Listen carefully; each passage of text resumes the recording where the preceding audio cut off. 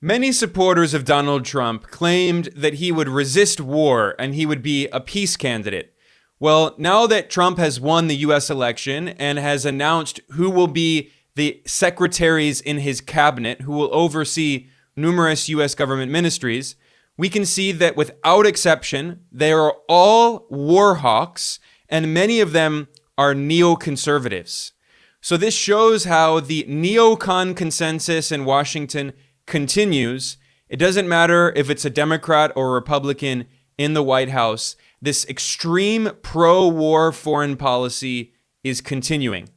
First and foremost, Donald Trump has selected as Secretary of State Marco Rubio, the king of the neocons. He is a textbook example of a neoconservative. Marco Rubio has supported every single major U.S. war since he's been a politician, and he has constantly pushed for new wars. He called for the U.S. military to invade Venezuela. He supported the war in Libya. He supported the war in Syria. He supported bombing Syria, bombing Yemen. He wants to attack Iran. I mean, this is the exact opposite of a peace candidate. And he will now be overseeing the U.S. State Department, helping to create U.S. foreign policy. For his defense secretary, Donald Trump nominated another neocon, Pete Hegseth, who also is a pundit on Fox News. For his CIA director, Trump nominated John Ratcliffe, who's a neocon and an extreme China hawk. For his national security advisor, Donald Trump has named Mike Waltz, who is a neocon and an extreme China hawk. For his ambassador to the UN, Trump nominated another neocon, Elise Stefanik, who's an extreme far-right pro-Israel activist who's viciously anti-Palestinian. And I should point out that it's basically certain and guaranteed that all of these neocons that Trump has nominated will end up being the heads of their various government departments, because in order for a secretary in the cabinet to be officially appointed, they have to get the approval of the Senate, and the Republican Party won a majority in the Senate. So that essentially guarantees that all of Trump's picks will end up being the secretaries in his cabinet. And again, I need to stress, all of them are neocons. All of them are war hawks. And in particular, all of them are extremely anti-China. And they're going to push for more and more aggressive policies against China, significantly heating up the new Cold War against Beijing. Now, I have emphasized constantly here that the new Cold War against China is bipartisan. And let's not forget that in Trump's first term, he started a trade war against China. And Donald Trump voluntarily surrounded himself with many neocons. His Secretary of State and former CIA director was Mike Pompeo, a neocon. His national security advisor was John Bolton, another neocon and one of the architects of the Iraq War. And they carried out an extremely aggressive policy against China. Mike Pompeo basically called for overthrowing the Chinese government. And even though Pompeo and Bolton are not coming back in Trump's second term, because Trump considers them disloyal because they publicly criticized him, it's not because Trump is against the neocons. On the contrary, he's replaced Bolton and Pompeo with people who have the exact same neoconservative politics. Mike Waltz, John Ratcliffe, Marco Rubio, they agree with Bolton and Pompeo on basically everything. So this idea, this absurd idea that Donald Trump was going to resist war is nonsense. The only war he may actually end is the war in Ukraine. But why is that? If you listen to his rhetoric, if you listen to the neocons he's appointed, all of them say the same thing. They say, we should reduce tensions with Russia in order to carry out war on China. In fact, another person who's going to have a top position in Donald Trump's government is the former Republican presidential candidate Vivek Ramaswamy. And his entire foreign policy narrative that he campaigned on is that the U.S. should break the partnership between China and Russia in order to wage war on China. This is their narrative. None of them is against war. All of them want war on China, but what they say is that they're against war on Russia. And if you listen to the statements of Donald Trump's nominees for defense secretary, CIA director, Secretary of State, UN ambassador, national security advisor, all of them are pushing for much more aggressive policies against China and eventually war. And although some of Trump's supporters claim that he was the peace candidate and that if he was elected, he would end war, you have to ignore everything that Trump did during his first term to actually believe that. Because before I show clips of some of Trump's cabinet officials, I want to briefly review his foreign policy record during his first administration. If you look at what he did when he was president, it was not support peace. He expanded multiple wars, including the war in Yemen. He did not withdraw troops from Afghanistan. He boasted of militarily occupying Syria. And then they say he left troops in Syria. You know what I did? I left troops to take the oil. I took the oil. The only troops I have are taking the oil. They're protecting the oil. He also maintained an illegal military occupation of Iraq. He assassinated the top Iranian general, Qasem Soleimani, and a top Iraqi military commander. He massively expanded illegal sanctions and economic warfare against Iran, Cuba, Venezuela, Nicaragua, and other countries. He waged a trade war on China. He massively expanded the new Cold War against China. He backed neocolonial coup attempts in Venezuela and Nicaragua and Cuba and Bolivia, trying to overthrow their governments. He succeeded in overthrowing Bolivia's democratically elected left-wing government. Donald Trump's foreign policy was extremely interventionist, and his supporters claim that, he didn't start a new war. He started many new wars in terms of economic war, in terms of unconventional war, in terms of trying to overthrow foreign governments. He tried to overthrow the Iranian government. He tried to destabilize China. He backed numerous coup attempts in Latin America. He waged brutal economic war in Venezuela that led to tens of thousands of deaths. By the way, he also sold many weapons to Ukraine, and he boasted that he had sent more weapons to Ukraine that Obama had. He claimed that Obama only sent pillows and sheets to Ukraine. I don't understand. You don't know what I talked about with Putin in the meeting prior to the press conference? Publicly. You never say anything harsh about him publicly. I didn't. I'm the one that gave Ukraine offensive weapons and tank killers. Obama didn't. You know what he sent? He sent pillows and blankets. And Donald Trump also tore up two different arms deals that the U.S. had previously signed with Russia, which is what made the proxy war in Ukraine much more likely. So Donald Trump in his first term was already a warmongering president, like Obama, like Biden and Harris. I mean, this is completely bipartisan. It's not like Trump is unique. But the point to emphasize is that Donald Trump is not an alternative. His populist rhetoric, claiming he's going to end the wars, is just cynical rhetoric to try to get votes. And it worked. A lot of people believed it, but it was false. Look at the people Donald Trump has surrounded himself. They are all mouth-foaming war hawks. And I'm going to show some clips today and some articles and tweets and statements by these neocons that Trump has appointed. And you will see that there is basically no difference between Trump's foreign policy and the foreign policy of the neocons who came before him. So now let's talk about Donald Trump's nominee for National Security Advisor, Mike Waltz. He's a complete neocon. In this clip, he says that China, Russia, and Iran are the big enemies of the U.S., and they're trying to replace the U.S. global dictatorship, the U.S. superpower that tries to control the entire world. And he, of course, sees this as a very bad thing.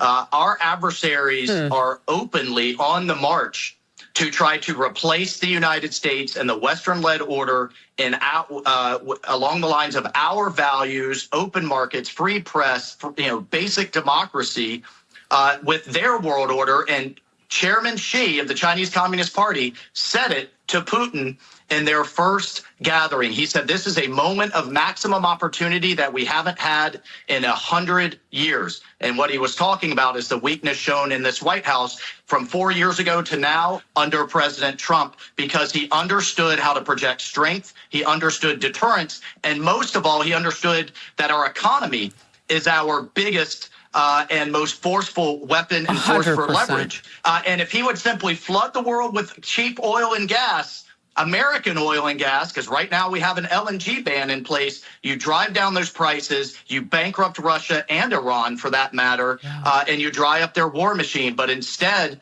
Biden just wants to throw billions and billions of more weapons that our military needs as we try to deal with China into an endless situation. That is the neocon that Trump picked to be his national security advisor. Mike Waltz has the exact same worldview as John Bolton, who was previously Trump's national security advisor in his first administration. There's basically no difference between Mike Waltz and John Bolton. He's not only against China, he's actually also against Russia. He says that he wants the U.S. to flood the global oil market in order to bankrupt Russia and Iran, which are major oil producers. And then he says that the U.S. should stop sending weapons to Ukraine because we need those weapons to wage war on China. So again, total neocon. No difference whatsoever between Trump and George Bush, or for that matter, between Trump and Biden. The neocons remain firmly in charge. Trump is no different whatsoever, despite his so-called populist rhetoric. Here's another example of an insane, mouth-foaming conspiracy from this neocon Mike Waltz, in which he claims, without any evidence, it's completely false. He claims that China and Iran are working with Mexican drug cartels. Totally false. Listen to this insanity on Fox News. These cartels now are connecting with our foreign adversaries and acting as proxies. That is the Iranians are working with them for assassination attempts, and I think most significantly are working with the Chinese Communist Party, who we know the Chinese know that these precursor chemicals are coming to certain ports in Mexico and are killing hundreds of thousands of Americans to weaken our inner cities, weaken middle America, and they're essentially acting as proxies for our greatest adversary. We've got to take it on. President Trump will do that. And here's another clip of this neocon essentially calling for preparing for war with China. He claims that China is carrying out the world's biggest military buildup since the 1930s, and he calls for the U.S. military to take on both China and Iran. Now, keep in mind what happened in the 1930s. It led to World War II. So he's essentially saying that the U.S. military should prepare for war on both China and Iran. The other thing that is the most dangerous since the 1930s, we are seeing the biggest military buildup in the world, in world history since the 30s, and that's with China. Tripling their nuclear arsenal, Navy now larger than ours, launching more into space than us and the rest of the world combined, where the ships that are in the Middle East are being shifted from the Pacific. So not only is it wearing out our military, reactive and not deterring Iran, but they're pulling from what should be deterring China.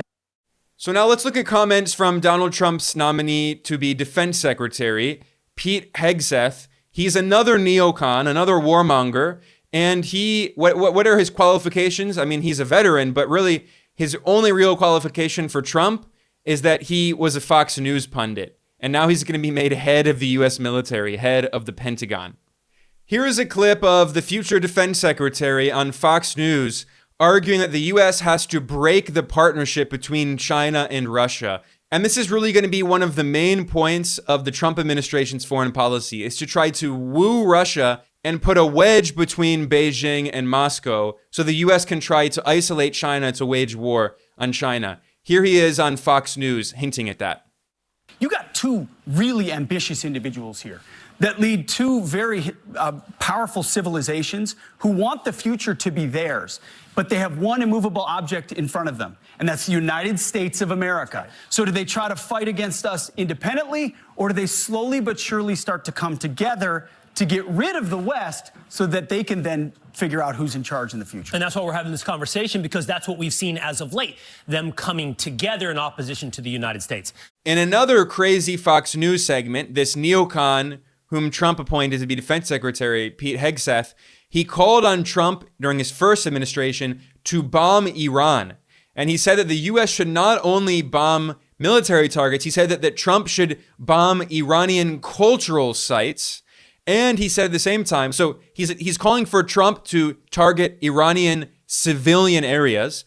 And then he also said that the U.S. should rewrite international law, rewrite the rules of war, in order to be advantageous to us. This is the definition of neoconservatism. It's ignoring international law, waging wars around the world, trying to rewrite the rules of the game in order to benefit the US empire in the name of spreading so-called freedom and democracy, overthrowing foreign governments, including overthrowing elected governments abroad. This is the same neoconservative status quo that Donald Trump has once again continued. None of this, though, changes the calculation of this regime, which is an evil regime. So when I hear talk about, well, now it's time to get back to the table and talk, I say they need to come back to the table for talks on their nuclear capabilities. They need to come back limping and begging, not seething. I happen to believe that we can't kick the can down the road any longer in trying to prevent Iran from getting a nuclear bomb. So what better time than now to say, we're starting the clock. You've got a week. You've got X amount of time before we start taking out your energy production facilities. We take out key infrastructure. We take out your missile sites. We take out nuclear developments. That is we not take out a popular port idea. capabilities. Or, you know what, take out a Quds headquarters while you're at it if you want. I understand that's not a popular idea. I don't want boots on the ground. I don't want occupation. I don't want endless war.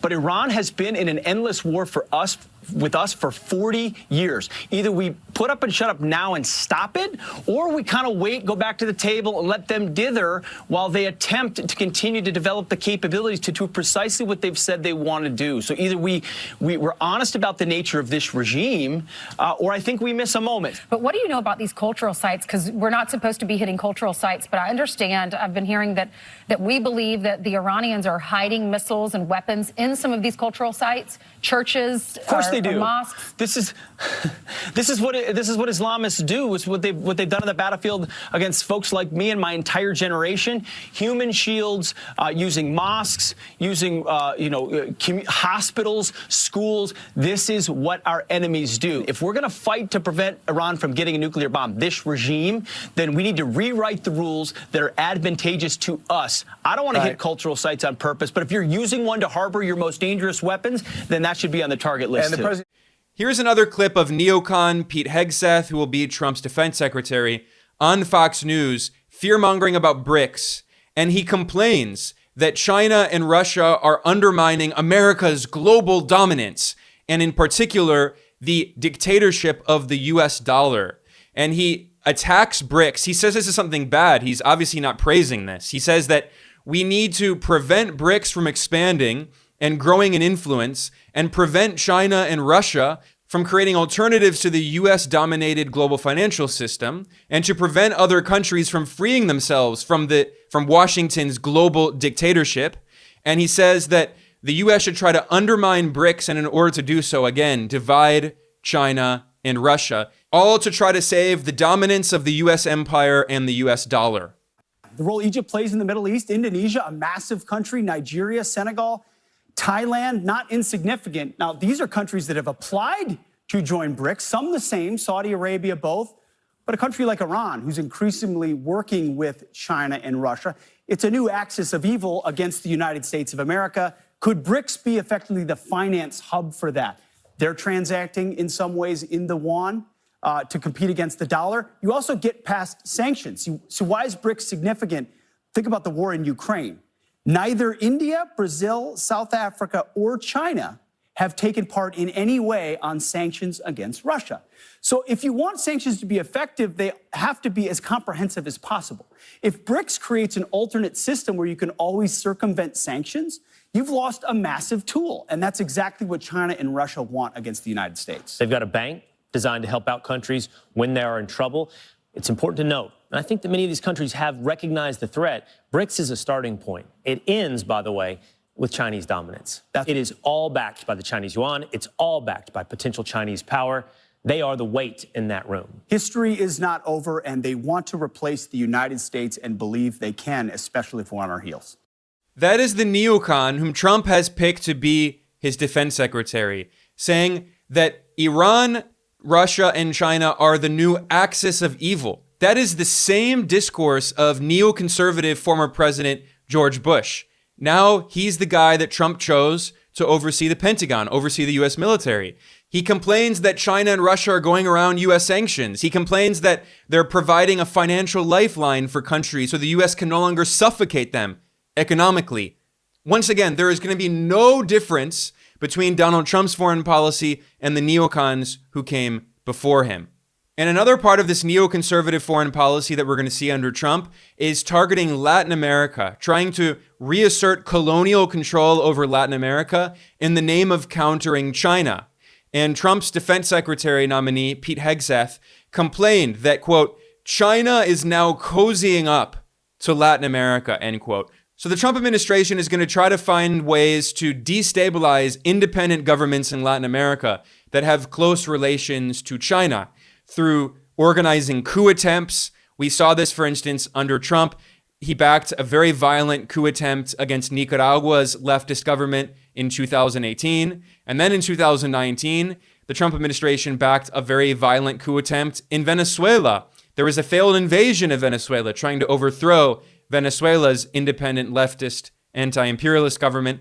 And then also in 2019, the Trump administration backed a successful coup against Bolivia's democratically elected left-wing government. And they're going to continue doing the same. This is especially the case now that we know that Marco Rubio is going to be Trump's Secretary of State overseeing the State Department. Rubio is a textbook neocon. He basically shares the exact same worldview as John Bolton and Mike Pompeo, and he has obediently supported every single war. Not only supporting every war, but pushing for more and more war.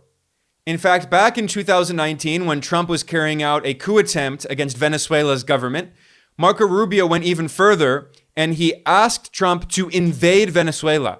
He said that he wanted a U.S. military invasion to overthrow Venezuela's independent leftist government.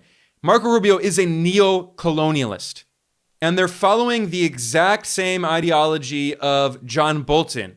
In fact, in 2020, John Bolton published a book called The Room Where It Happened, where he discussed his experience as Donald Trump's national security advisor. And in that book, Bolton invoked the colonialist Monroe Doctrine. This is a 200-year-old colonial doctrine that essentially says that Latin America is the backyard of the United States and that the U.S. empire supposedly has the right to intervene in Latin America to overthrow independent governments in order to prevent so-called threats in the Western Hemisphere.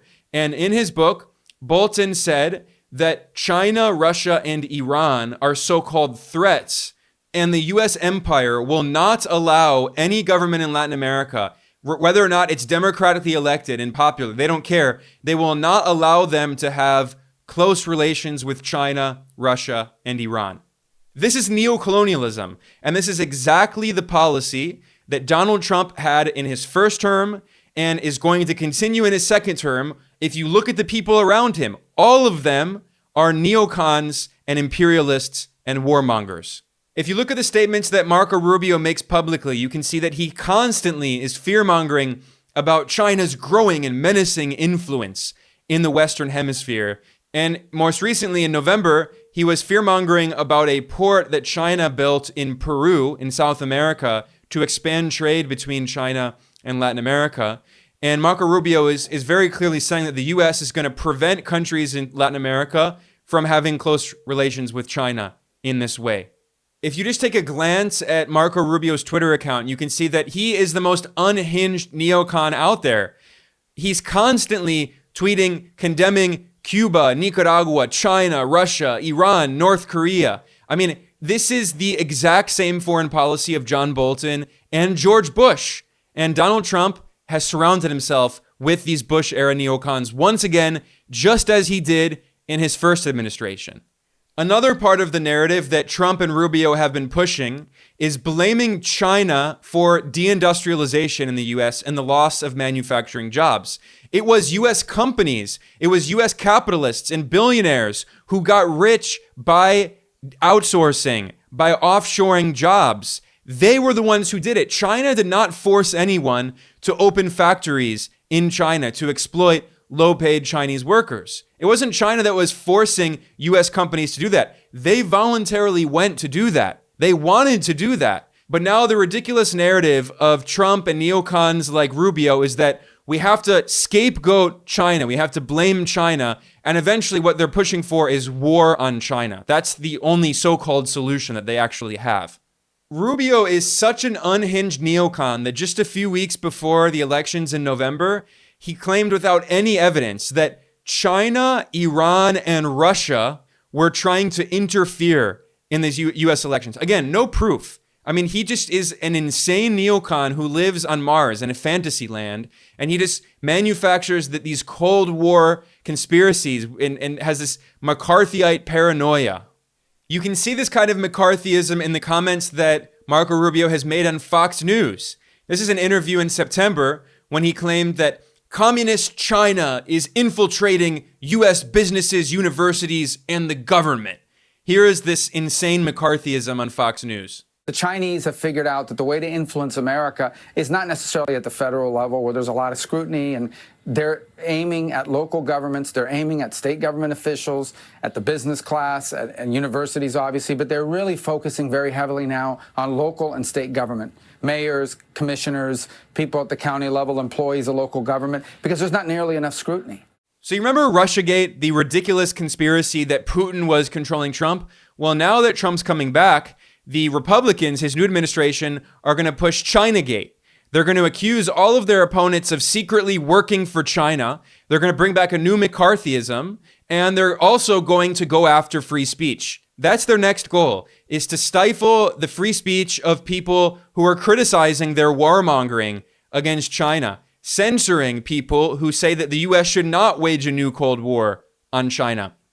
As an example of this, here is Marco Rubio in the U.S. Congress claiming in September that China, Russia, Iran, North Korea, and Cuba are pushing so-called disinformation in the U.S. And why is he saying this? Because he wants to set the stage, the grounds for censoring people who are accused falsely by the U.S. regime of spreading disinformation or echoing disinformation on behalf of the boogeymen of the U.S. empire. This is a tricky minefield.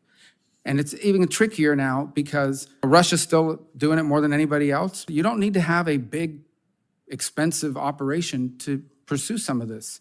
I think we should anticipate that in the years to come, and it's happening already, the Iranians are going to get into this. They already are. The Chinese are going to get into this business. They already are. And you see them using that in other countries to sow discord and division. It's coming. It's also North Korea. Rubio is also threatening the U.S. southern neighbor Mexico, and he complained that China is trying to evade U.S. tariffs by instead rerouting products through Mexico, and he has introduced legislation to punish Mexico as well. So the Trump administration is going to even further expand neocolonial U.S. meddling in Latin America. And in fact, Trump's nominee for border czar, Tom Homan, said in an interview on Fox News that Donald Trump is going to send U.S. Special Operations Forces, the U.S. military, into Mexico, violating Mexican sovereignty in order to take out cartels, is what he claimed. This would be an invasion of Mexico. The Mexican government has said it very clearly. We do not support this. We are against a U.S. military intervention. This would be an illegal invasion of the U.S. southern neighbor. But Trump is fully on board for this. And the excuse they're using to justify this is the cartels, going after the cartels. But this is hilariously ironic because Rubio himself has been popularly condemned as Narco Rubio. And why is that? Because he himself has been linked to drugs. In fact, Marco Rubio's brother-in-law was imprisoned. He was convicted for being involved in distributing $15 million of cocaine. He was a drug trafficker, and Marco Rubio was very close to his brother-in-law, this drug lord, very friendly with him. In fact, Marco Rubio used his position in the Florida government to lobby regulators to give his drug trafficking brother-in-law a real estate license. So now these are the same people who are saying we have to attack Mexico because of the drug cartels. I mean, the hypocrisy never ends. So who is Trump's nominee for CIA director, John Ratcliffe? He's another neocon. He previously was the director of national intelligence under Trump in his first term. And he wrote an article in the Wall Street Journal in 2020 saying the quiet part loud. He said, China is national security threat number one. He wrote, this neocon wrote in this article, quote, "The People's Republic of China poses the greatest threat to America today and the greatest threat to democracy and freedom worldwide since World War II," end quote. Complete neocon rhetoric. There is no difference between John Ratcliffe and John Bolton. They share the exact same ideology and worldview. Or between John Ratcliffe and Mike Pompeo. So Donald Trump has not changed anything. He has the same neocons running his foreign policy. In the same article, John Ratcliffe boasted that in the first Trump administration, he had spent more and more money on trying to counter China. And he wrote, quote, "China should be America's primary national security focus going forward," end quote. And then with typical neoconservative rhetoric, he claimed that China wants to, quote, "reverse the spread of liberty around the world," end quote. So these are the war hawks that Donald Trump has voluntarily selected to oversee his foreign policy. Neocons who say that the U.S. empire should continue spreading so-called freedom and democracy around the world, and that's why they want to wage war on China. Of course, it has nothing to do with freedom and democracy. The U.S. has backed dictatorships around the world for decades and overthrown democratically elected governments around the world. The CIA itself has organized many coups in Chile and Guatemala and Iran and many other countries, overthrowing democratically elected leaders. It doesn't care about democracy. China is the biggest challenger to the U.S. empire and the global dictatorship that the United States has tried to maintain, especially since the 1990s, when the Soviet Union was overthrown and the U.S. declared that it was in a unipolar world and the United States was the only superpower. And Trump has brought back a lot of neocons who want to try to maintain U.S. unipolarity, just like the neocons in the Democratic administration under Biden and Harris, like Antony Blinken, like Jake Sullivan. They have the same worldview that the U.S. empire must overthrow any independent government and wage war around the world. There is no difference whatsoever between the Biden-Harris administration's foreign policy and the people Trump has picked to oversee his foreign policy. If you look at Donald Trump's nominee for ambassador to the UN, it's another warmongering neoconservative, Elise Stefanik. And Elise Stefanik has been an extreme anti-Palestinian bigot who has strongly supported Israel and its horrific crimes in Gaza. The reason that Trump picked her is because at the UN, she's just going to be waging war against international law, and she's going to do everything she can to try to protect the U.S. and Israel from any consequences for their wars of aggression and horrific crimes around the world, attacking the United Nations to prevent any accountability according to international law. And as a congresswoman, Stefanik has boasted of how extremely pro-Israel she is, and she even called for defunding the UN Palestine Refugee Agency, UNRWA, UNRWA, which was created in order to support Palestinians after they lost their homes because their land was colonized by Israel and they were expelled from their indigenous homeland.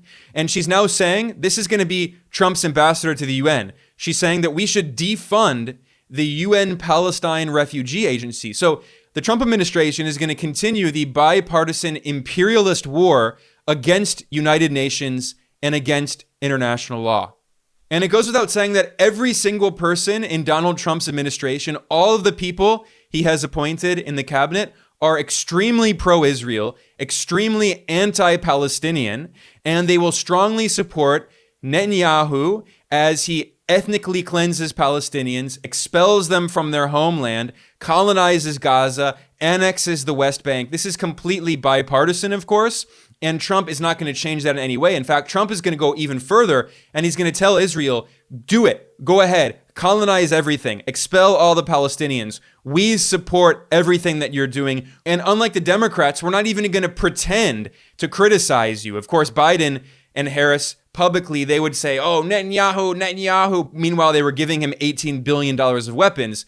But publicly, their narrative was that we support human rights. Trump is going to abandon that narrative completely. And the neocons he surrounded himself with are going to tell Netanyahu, to finish the job, which is exactly what Trump said, to finish the job, expel all Palestinians, colonize all the land. So once again, Trump is not in any way different. He's not an actual populist. That word means nothing. He is an imperialist who has surrounded himself with neocons in his new administration, just like he did in the first one.